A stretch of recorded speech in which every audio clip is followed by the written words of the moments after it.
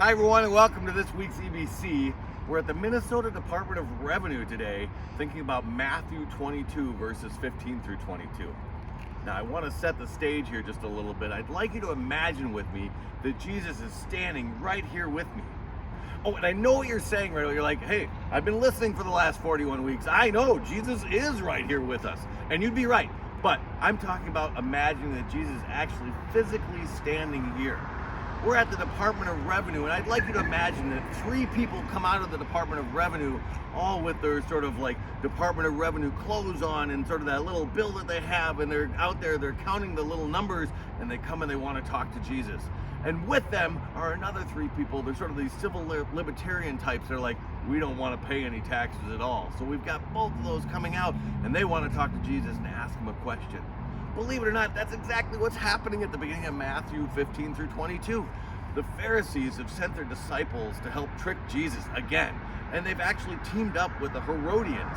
Now, you can actually go and Google Herodians, and some people are really certain who they were, and then if you go to the Lutheran Study Bible, the Lutheran Study Bible says, we're not actually sure who the Herodians were. I think it's all in the name today. You can think about the Herodians as being the people who were favorable to King Herod, and that they were in favor of Rome and in favor of taxes being paid to Rome, where you had the Pharisees who really should have been against paying taxes to Rome, and they were against paying taxes to Rome.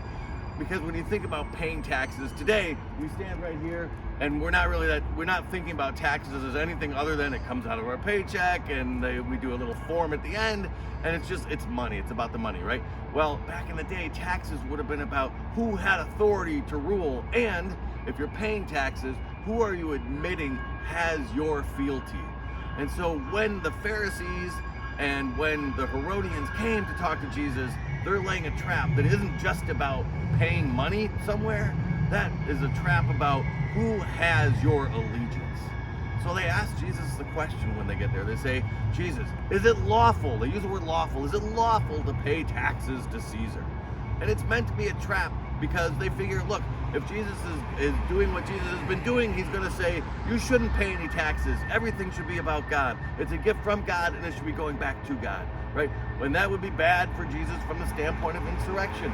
On the other hand, if Jesus said, well, no, you should pay your taxes, then if the Pharisees feel like they've weakened Jesus in the eyes of the people that Jesus is trying to talk to and trying to bring his message to, and it sounds inconsistent with that message. But Jesus says something else. He says, give me the coin. And one of them gives him a coin, and he says, whose face is on this coin? It's Caesar's face. All right, well then give to Caesar what is Caesar, he says, and give to God what is God's. It's a fantastic answer. There's so many layers to it. I'm going to admit right here that, look, I don't have the theological background to tell you everything that little story meant. I'm just telling you what it means to me. What I think is the most fantastic about that story is two things. One, I think the first fantastic thing is both of the people asking the questions in the story hear what they want to hear in that answer, right? The Herodians hear Jesus saying, well, you should pay your taxes, right? And the Pharisees hear Jesus saying, well, you know what? Give to God what is God's. And in that respect, the question hasn't really been answered. It's still there for all of us to be answering for ourselves. What is God's that we're going to give back to God? And so that's sort of that point number one. Point number two really relates to the fact that, look, I think that we get hung up in our everyday lives about what do we do with our money? Should it go to one place or should it go to another place? And I think that one of the things that Jesus is saying is they are not the same thing, right? Having money, spending money, earning money, paying taxes, those things are not ends to themselves. But what you do with the condition you find yourself in is what's important.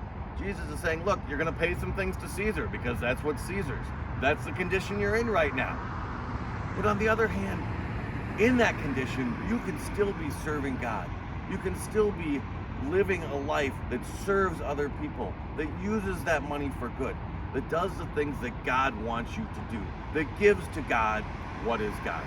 So this week, everybody, look, think about what it is you're doing in your everyday lives, that earning money, that's toiling for it, but then realize that apart from that, it's about doing those things for God that God wants you to do for Him. Okay? Have a great week, everybody. Thanks.